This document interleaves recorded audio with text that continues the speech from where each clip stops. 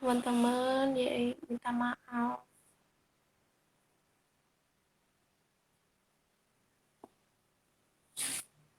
Ntar kita ulang lagi, nunggu Pak Asep.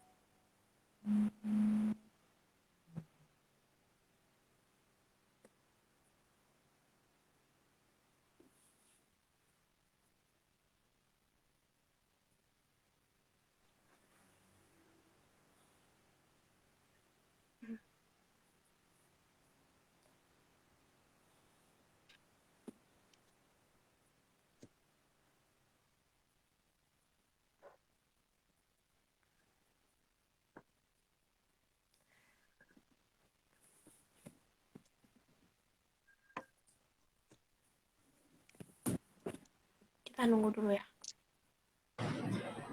Jadi gimana? Sinyal ya? Iya. Iya, nggak apa-apa. Sinyal ya?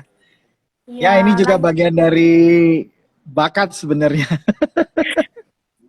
Bakatku butuh. Bukan. Ini bagian dari bakat personal bagaimana teman-teman bisa mengasah kemampuan di bidang teknologi. Oke, dilanjutkan ya. Tadi ya. diulang pertanyaannya tadi bahwa apa sih sebenarnya bagaimana cara mengembangkan bakat gitu. Pertama, untuk tahu bagaimana cara mengembangkan bakat itu, yang teman-teman harus lakukan adalah mengenali bakat sendiri. Dari mana bakat itu dikenali? Nah, bakat itu dikenali ketika teman-teman bertemu dengan masalah atau ada triggernya atau ada pemicunya. Jadi teman-teman tidak akan pernah tahu bahwa teman-teman bisa lari dengan sangat kencang atau bakat menjadi atlet lari kalau barangkali belum bertemu dengan pemicunya. Misalnya ketika sedang berjalan ada anjing yang menggonggong lalu tiba-tiba otomatis kalian akan lari dengan secepat-cepatnya. Nah, dari sana teman-teman akan mulai melihat bahwa ternyata itu salah satu kemampuan gitu yang dimiliki. Jadi kalau ditanya tadi kembali lagi bagaimana cara mengembangkan bakat, pertama teman-teman harus ketemu dulu, senang dengan masalah. Karena dari masalah itu teman-teman nanti akan bertemu dengan potensi-potensi yang ada itu. Dan selain itu juga terkait dengan tadi itu minat yang besar terhadap sesuatu. Kalau kalian semakin memiliki minat yang besar terhadap sesuatu, maka bisa dipastikan nanti potensi yang sudah ada di dalam tubuh kita ini atau yang secara alamiah sudah diberikan Tuhan ini otomatis akan muncul dengan sendirinya. Gitu cara mengembangkan bakat. Bakat apa saja yang dikembangkan itu tergantung dari teman-temannya sendiri. Karena pada dasarnya seperti kata Einstein, itu tidak ada anak yang dalam tanda petik bodoh ya, tidak ada manusia yang bodoh. Yang ada itu manusia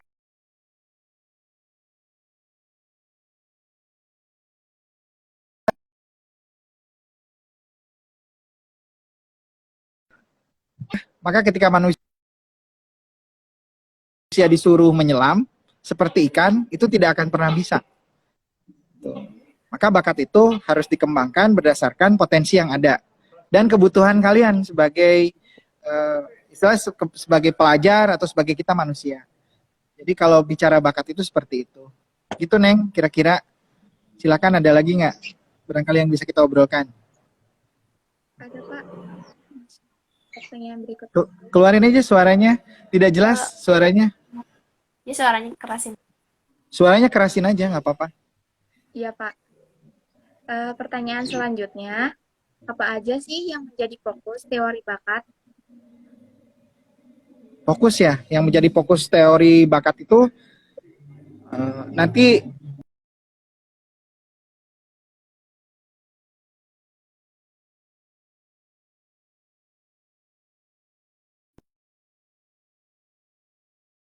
ya.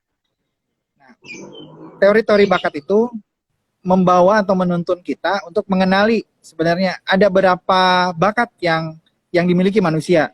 Contoh misalkan dalam psikologi itu beberapa teori-teori bakat itu seperti Howard dan Gardner itu menemukan ada beberapa teori bakat. Jadi ternyata manusia itu banyak kemampuannya. Selain linguistik itu berhubungan dengan bahasa, ada bakat matematik, terus ada bakat kinestetik, bakat bergerak, bakat berpindah ruang, berpindah tempat, atau ada juga nanti bakat untuk bertemu dengan orang lain, bakat bicara seperti ini juga ada. Jadi fokus-fokus teori bakat itu mengarah ke arah sana. Jadi bagaimana si manusia ini bisa dikembangkan potensinya. Dan pengembangan potensi itu memang perlu intervensi. Intervensi dari mana? Bisa dari orang tua, bisa dari lingkungan, atau bisa dari diri sendiri. Tapi nanti yang terpenting itu teman-teman berani melakukan sesuatu. Karena ketika manusia berhenti belajar, artinya dia sedang mati, kata Einstein. Tuh, jadi bakat itu akan ketemu kalau teman-teman berani melangkah. Jadi kalau kata pepatah Cina itu, 1000 langkah di depan itu dimulai dengan 1 langkah kaki di depan. Tuh. Jadi kalau teori bakat mah di sana fokusnya. Bagaimana si potensi-potensi ini kemudian dikelola, di-manage, sehingga sampai pada taraf maksimal. Dan sekolah itu seharusnya jadi ruang kita untuk menemukan potensi kita. Maka sebaiknya pilihlah sekolah-sekolah yang mengizinkan kamu membuat kesalahan. Jadi semakin banyak di sekolah kamu berbuat kesalahan, itu positif sebenarnya. Karena dari kesalahan itu, tugas guru nanti mengarahkan hal-hal yang membuat kamu lebih hebat di bidang tertentu. Dan kalau kamu sudah menemukan potensi apa yang ada di dalam apa istilahnya kamu, ya disitulah kamu mulai mengasah itu. Maka pentingnya bagaimana kalian bertemu dengan orang-orang di luar kalian, pentingnya kalian bertemu dengan lingkungan, pentingnya kalian bertemu dengan persoalan-persoalan. Jadi sebagai anak muda, nanti kalau bertemu persoalan itu, jangan lari. Kalau ingin tahu bakatnya di mana. Tapi kalau bertemu ke persoalan itu, hadapi, nikmati, dan hayati. Karena ketika kita berani menghadapi persoalan, apapun persoalannya, di situ akan muncul potensi bakat teman-teman. Yang kedua, ketika teman-teman setelah menghadapi, baru menikmati, nah dari menikmati, proses menikmati ada dalam konflik, ada dalam persoalan itu, nanti akan muncul potensi-potensi yang terpendam itu. Dan yang terakhir, itu nanti hayati, ambil hikmah atau makna. Jangan pernah bertanya kenapa, tapi bertanya apa yang bisa dinikmati, apa yang bisa diambil dari sekumpulan peristiwa itu. Sehingga dari sana teman-teman akan menemukan potensinya. Dan masalah itu juga nanti membuat teman-teman mengenal siapa diri teman-teman. Kayak tadi misalkan, ketika terjadi kendala sinyal, teman-teman akan bilang begini, akan ada yang cemas, panik. Wah, berarti di situ teman-teman panikan orangnya, cemas orangnya, gampang takut. Nah, kalau sudah tahu bahwa oh ada bakat, ada potensi ketakutan nih, tugasnya apa? Berlatih berarti. Jadi hari ini tuh berlatih. Bagaimana? Akhirnya kan ketahuan, oh ternyata saya punya potensi untuk rasa takut, mudah panik. Bagaimana cara mengatasi itu? Nah, itu bagaimana teori-teori bakat berfokus pada itu.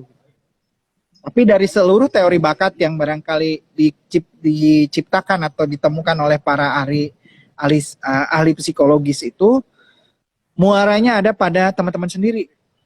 Jadi yang muda ini jangan takut mencoba hal-hal yang sekiranya menumbuhkan potensi itu. Dan potensi itu bisa tumbuh atau bisa mati. Artinya bukan mati tidak ada, tapi diredam gitu. Maka carilah ruang-ruang yang membuat kamu bisa berekspresi. Bebas berekspresi. Tentu saja ekspresi yang bertanggung jawab ya, karena kalian masih ada di bimbingan orang tua. Begitu. Jadi kalau ditanya fokus apa sih yang difokuskan oleh teori-teori bakat itu, fokusnya pada manajemen potensi itu. Bisa mengembangkan, bisa menumbuhkan sampai pada kondisi yang paling maksimal. Begitu. Silakan. Ada yang bertanya lagi atau apa? Enggak. Untuk pertanyaan selanjutnya, Teh Amai mungkin boleh disampaikan. Dari siapa sekarang? Ini Amalia mau nanya ya ke Bapak. Hmm. Bagaimana sebuah bakat bisa muncul dalam diri seseorang? Apakah bakat itu turunan dari orang tua atau bentuk dari lingkungan sekitar? Hmm. Ya, ada yang menyebutkan bahwa bakat itu diturunkan secara genetik gitu. Ya boleh begitu. Tapi sebenarnya manusia tuh unik. Artinya secara alamiah memang manusia itu diberikan Tuhan bakat itu gitu. Ada yang meyakini bahwa secara genetik memang diturunkan. Tapi juga ada yang meyakini bahwa enggak, itu memang perpaduan antara menyatu di dalam tubuh kita secara genetik memang ikut gitu. Tapi tidak di dalam kenyataannya sebenarnya bakatnya memang sudah ada tanpa harus diturunkan pun bakat itu sudah ada di dalam apa istilahnya kisah hidup kita lah di dalam tubuh kita sudah ada gitu. Potensinya ada dan itu sejak bayi juga sudah ada, sudah ditanam gitu. Makanya gini, tiba-tiba kalau kamu lihat bayi gitu, lihat bayi dikasih musik, ya kan? Itu nggak ada yang nyuruh, tapi tangannya gerak-gerak gitu. Tangannya Ya. gerak-gerak. Jika nangning, ning, nangning, itu semua gerak, ya kan? Mm-mm. Atau Ya, tiba-tiba pok ame-ame belalang kupu-kupu dari kecil tuh udah langsung merespon. Kamu ajak senyum merespon senyum, kamu ajak ketawa merespon ketawa. Nah itu potensi. Lagi-lagi itu potensi. Yang disebut potensi itu bisa dikembangkan atau juga bisa artinya diredam. Kayak gitu. Kalau ditanya tadi apakah bakat itu menurun, ya secara genetik memang biologi mengajarkan memang ada sifat terbaik, ada sifat yang memang tidak baik juga kadang diturunkan. Itu nanti teman-teman belajar tentang teori-teorinya biologi yang tentang persilangan. Gitu. Bisa nanti di sana. Kenapa ada yang unggul, ada bibit tidak unggul. Begitu ya. ya, Kalau di ya. Baik, dalam terima konsep apa? Kalau di dalam konsep kita ini nanti ada istilah bebet, bobot, bibit itu. Ya, silakan.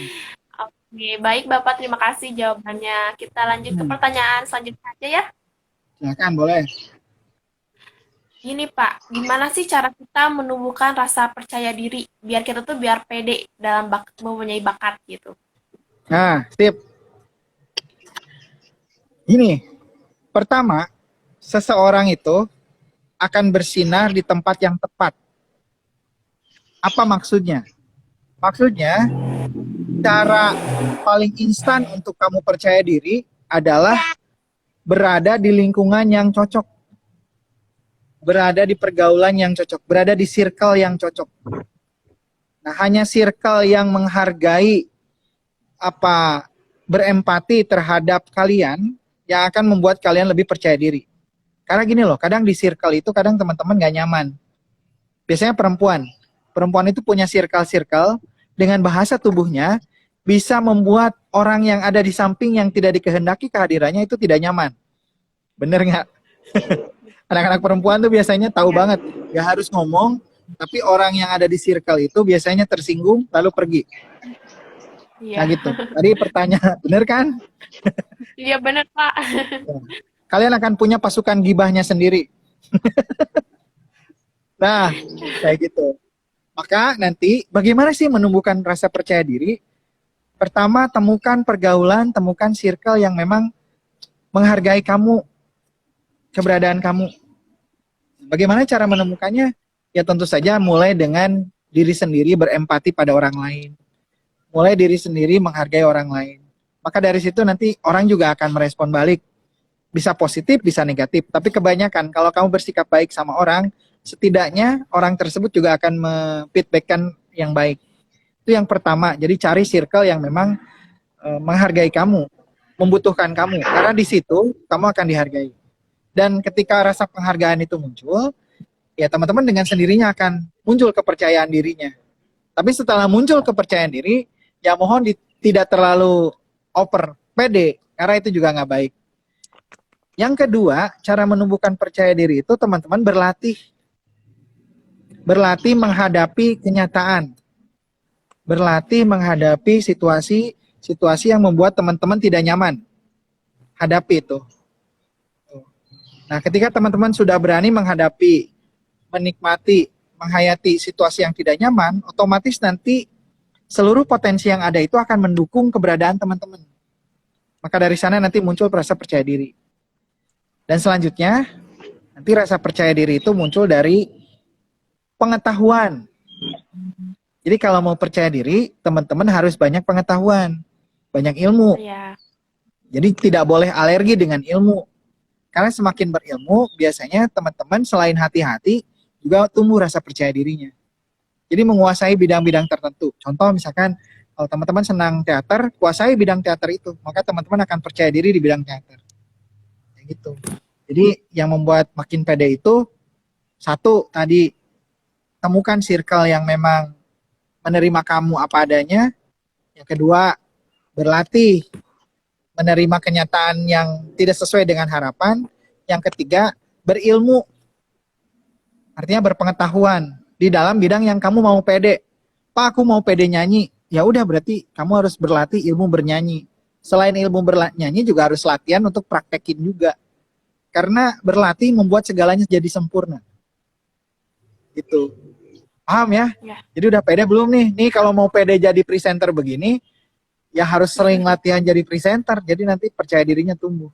Gitu. Ya, siap, Kak. Makasih. Ini kepanjangan nggak ngobrolnya? Mudah-mudahan nggak ya? Oke, Kayak ada lagi mudah. nggak? Silakan. Ada lagi? Ada, Pak. Nih. Silakan. Apakah peran orang tua penting untuk pengembangan bakat? Yes, itu kalau saya jawab langsung to the point itu, orang tua itu sangat penting sekali. Kenapa penting? Karena mereka lah yang memiliki biografi kalian. Sejak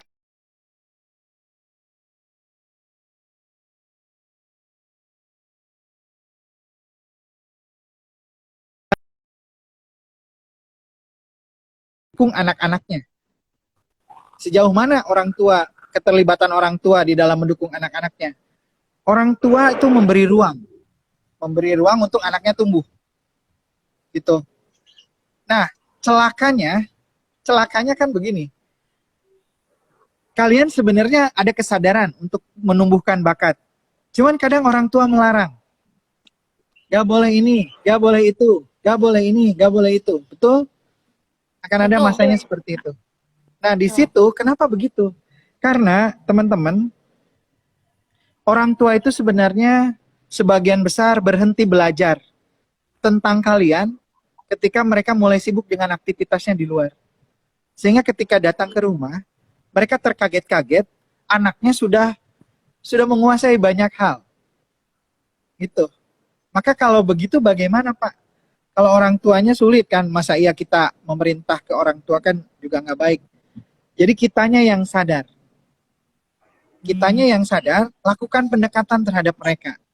Sampaikan bahwa ibu, ayah, atau ayah, ibu, bahwa ini baik buat saya. Karena di masa depan saya butuh kemampuan A, B, C, D, E, F, G. Nah dengan begitu, nanti terbangun komunikasi yang baik. Nah ketika orang tua berhenti belajar tentang anaknya, maka disitulah kalian akan mendapatkan banyak sekali pertentangan. Dan yang harus kalian ingat, kenapa harus kalian yang mendekat kepada orang tua? Karena orang tua itu pernah muda seperti kalian. Nah kalau kalian kan belum pernah menua seperti orang tua, betul nggak? Betul. Jadi pertanyaannya, apakah orang tua sangat berperan dalam pengembangan bakat anak? Sangat, 100, bahkan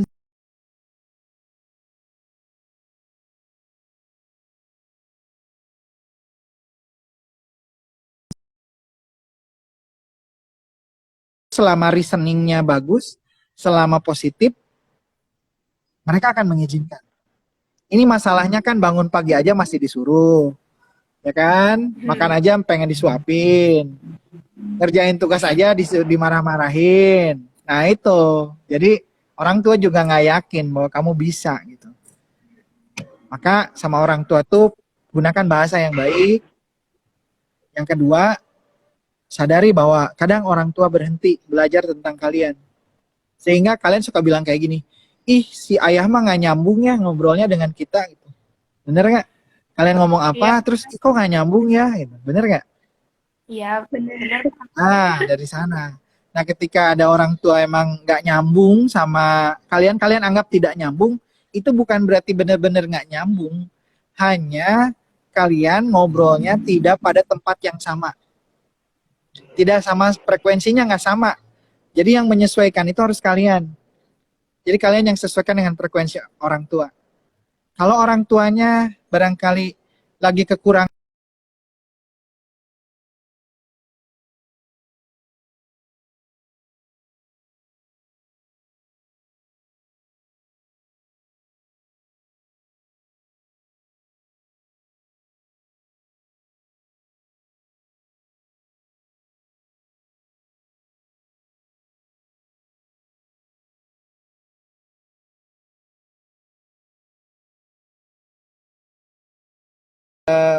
komunikasi tentang bagaimana potensi dikembangkan bakat itu akan sangat mereka akomodir dan mau gitu.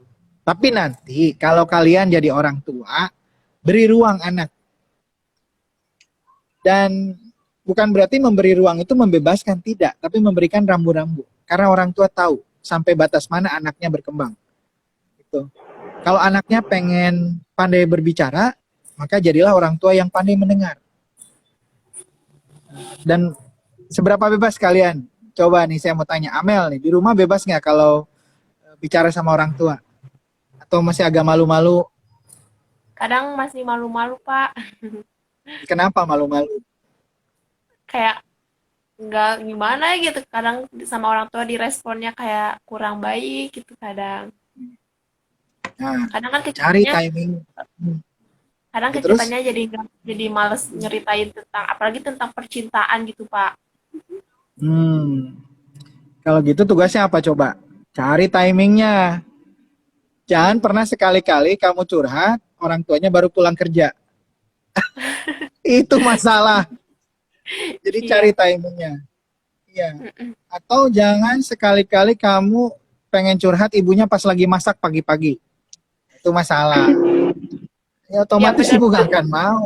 Iya, jadi cari-cari timing. Dan Mm-mm. jangan lupa, seberapa sering kalian mendengarkan ibunya bicara?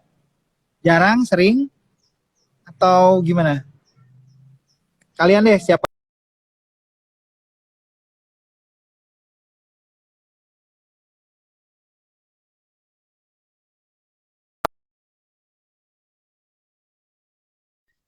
Seringnya kalian ngomentarin ibunya atau gimana? Ya kan gitu. Jadi ibunya tuh pengen curhat sebenarnya, tapi malah dikomentari sama teman-teman sendiri. Makanya ibunya kesel, kan gitu, ya kan? Nah, tapi kan Pak, saya butuh mengembangkan bakat saya. Bagaimana dengan orang tua di rumah? Tadi itu, kalau mau pergi misalkan apa, saya mah pengen latihan apa, pengen mengembangkan bakat keterampilan main poli misalkan, atau keterampilan bersepeda. Ya sebelum berangkat belajar bersepeda, ya silahkan nanti pekerjaan rumahnya diselesaikan dulu. Nyari kaos kaki aja pagi-pagi tuh masih dibantuin ibu ya di rumah. Iya, Iya, benar Pak. itu.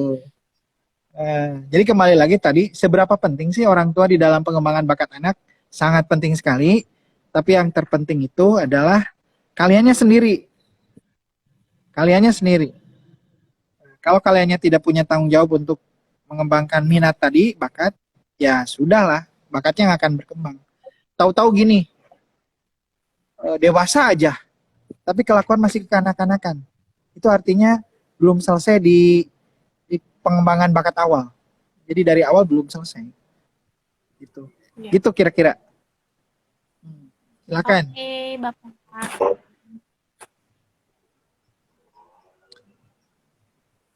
Ada yang mau bertanya lagi? Pertanyaan selanjutnya, Hmm? apa efek yang akan muncul jika memaksakan bakat seseorang dalam diri sendiri? Kurang jelas suaranya, boleh dikerasin lagi nih. Kamu kayaknya lebih dekat aja bicaranya.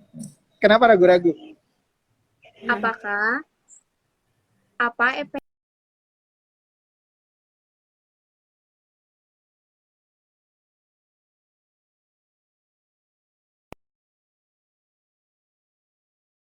Ini ya, barangkali kalau saya coba ambil garis merahnya, apakah potensi yang ada di dalam diri sendiri itu, bagaimana cara mengeluarkan potensi di dalam diri sendiri gitu maksudnya ya? Barangkali ya. Maksudnya memaksakan bakat itu siapa yang dipaksakannya? Karena bakat itu nggak ada yang dipaksakan. Itu sudah melekat, ada di dalam tubuh kita, di dalam keseharian kita, dalam hidup kita. Jadi seperti tadi di awal itu bahwa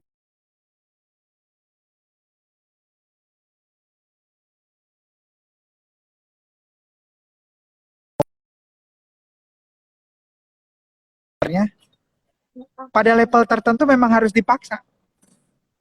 Gitu. Yang tadi itu. Karena banyak orang yang memang tidak menyadari sendiri bakatnya. Tidak menyadari bakatnya. Gitu. Contoh tadi, ketika ada onak yang tiba-tiba bertemu dengan anjing yang galak, lalu di depannya ada pohon. Ada pohon jambu misalnya. Kamu bilang, aku nggak bisa naik pohon. Ternyata ketika didesak oleh kehadiran anjing galak, tiba-tiba teman-teman bisa naik pohon jambu gitu. Nah itu, kadang harus dipaksa. Tapi ya tadi itu, kalau apapun yang namanya dipaksa itu nggak terlalu nyaman, nggak terlalu buat nyaman. Maka yang penting tuh sadar bahwa pertama kita sudah dikaruniai potensi yang luar biasa. Maka dari itu tugas kita mengembangkannya. Gitu. Jadi berani mencoba. Berani mencoba. Jangan juga mencoba hal-hal yang udah ada hasilnya. Contoh misalkan kamu mau nyoba konsumsi narkoba, udah jelas itu pasti nanti kalau nggak penjara rusak tubuh.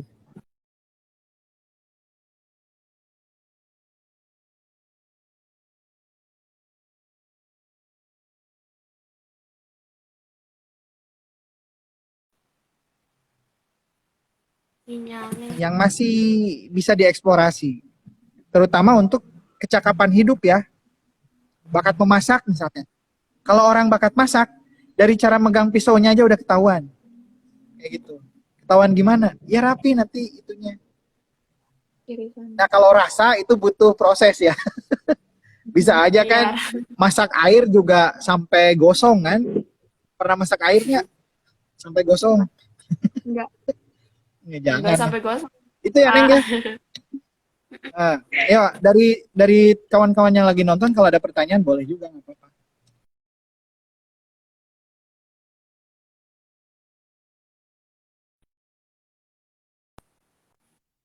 Hmm? Apakah seseorang bisa sukses dengan mengikuti bakat dan minatnya? Yes. Definisi sukses itu nanti jadi banyak ya. Karena setiap orang itu memiliki suksesnya sendiri. Ada orang yang merasa sukses kalau sudah membuat orang tuanya tersenyum. Ada orang yang merasa sukses kalau memiliki materi yang banyak misalkan. Ada orang merasa sukses kalau sudah bisa melewati masalah di dalam hidupnya, sekecil apapun masalah. Nah pertanyaannya tadi, apakah apakah bakat itu mempengaruhi kemampuan atau kesuksesan setiap individu? Ya, sangat mempengaruhi. Sangat mempengaruhi. Karena dari bakat itu teman-teman akan mau tidak mau akan bisa memenuhi kebutuhannya. Contoh, dari bakat kuliner misalkan, teman-teman kan bisa jadi buka usaha. Jadi bakat itu bisa menjadi sandaran ekonomi sebenarnya. Jadi Tuhan ini betapa luar biasanya ngasih manusia berbagai macam pengetahuan, berbagai macam keahlian, kecakapan, hanya kecakapan itu harus digali. Jadi si potensinya harus digali. Maka jadi jalan kesuksesan. Contoh misalkan, untuk menjadi seorang pedagang, apa sih kemampuan yang harus dimiliki? Bakat apa yang dimunculkan? Satu, bakat matematik. Karena dia harus berhitung untung rugi dan sebagainya. Yang kedua, bakat penataan barang. estetika. Bakat estetika tentang keindahan dia harus punya. Dan itu harus semua dilatih. Maka ketika ditanya apakah bakat ini mempengaruhi masa depan, sangat mempengaruhi selama si bakat yang jadi potensi itu mau dikembangkan. Jadi kaum rebahan kalau dirinya sadar bahwa rebahan itu hanya akan menghasilkan rebahan selanjutnya, sebaiknya hentikan rebahan itu lalu mulai gali potensi. Mulai aja dulu gitu. Gimana caranya? Mulai aja dulu. Kalau mau bisa memasak, ya mulailah memasak. Pergilah ke dapur. Jangan pernah bayangkan bahwa para wanita sekarang ini barangkali sebagian besar tidak mau lagi ke dapur. Harus ke dapur. Dari dapur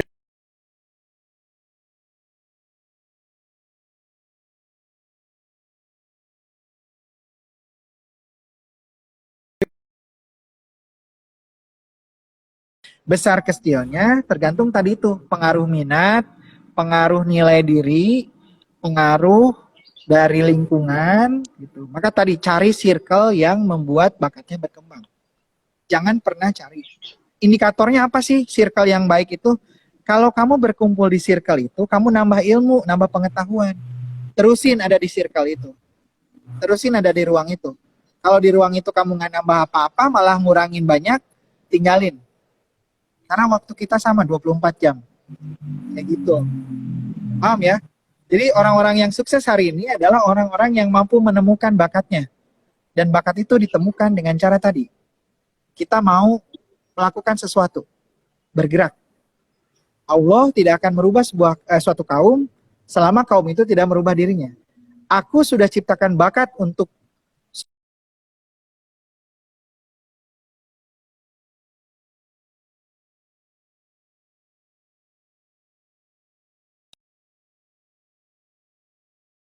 kesuksesan itu. Gitu, geng. Mungkin sekitar 2 pertanyaan lagi, karena nih waktunya kayaknya ya. Kayaknya juga udah mau habis. Silakan. Iya. Barangkali ada. Ini yang di bawah nih belum bicara terus nih. Siapa? Dari tadi nyimak aja. Buat Soraya. Soraya, ayo apa? Mau nanya apa? Ya, ini kita belajar bareng-bareng aja. Pak. Boleh.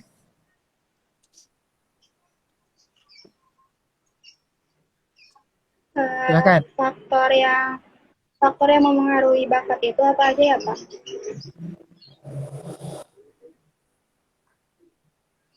Faktor yang memengaruhi bakat. Faktor ya.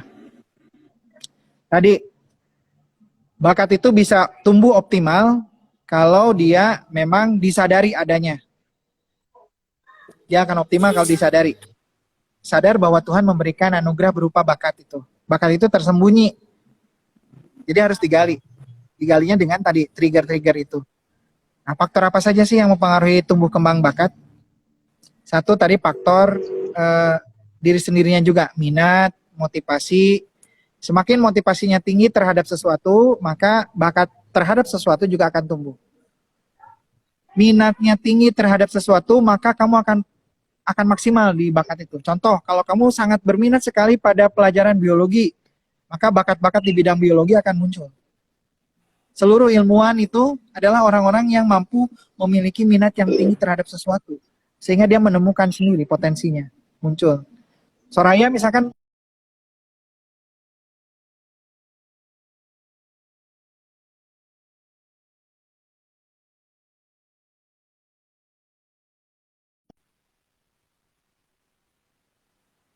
kalau minat ke si dia, maka kamu akan mulai belajar tentang teori-teori cinta. Kamu akan belajar tentang bagaimana berkomunikasi dengan baik. Wah, itu tuh kan nanti akan memunculkan bakat-bakat linguistik. Lingkungan berpengaruh. Nabi sudah mengajarkan kalau gaul sama tukang pandai besi, maka bajunya akan bau pandai besi. Nah, kalau nanti bergaul dengan tukang parfum, maka parfumnya akan menyeruak dan akan menjadi bagian dari kehidupan. Maka hati-hati memilih circle itu. Gitu. Silakan. Satu pertanyaan lagi deh, terakhir soalnya.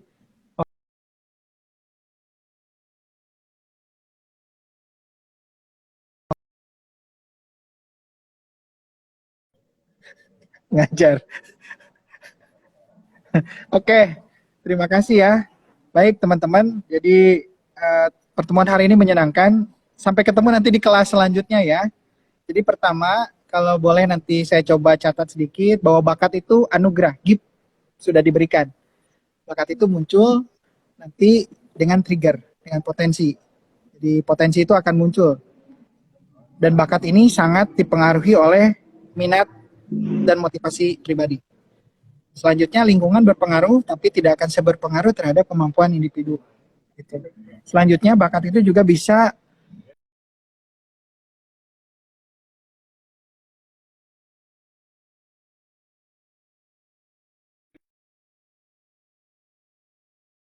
hadapi, hayati, dan nikmati. Gitu ya. Terima kasih atas perhatiannya. Sampai bertemu lagi nanti di podcast selanjutnya. Oke, Oke, saya kembalikan lagi ke siapa? Ke Soraya moderatornya atau ke Amelia? Soraya. Mau silakan. Ditutup aja. Ya. Buat teman-teman yang sudah hadir di kelas seni ini, terima kasih sudah hadir. Ya, silakan. Baik teman-teman semuanya, sayang sekali bicaraan kita hari ini harus diakhiri sampai di sini. Terima kasih untuk Pak Asep yang sudah bersedia menjadi narasumber. Dan terima kasih juga untuk teman-teman yang setiap pantauan kita dari awal sampai akhir.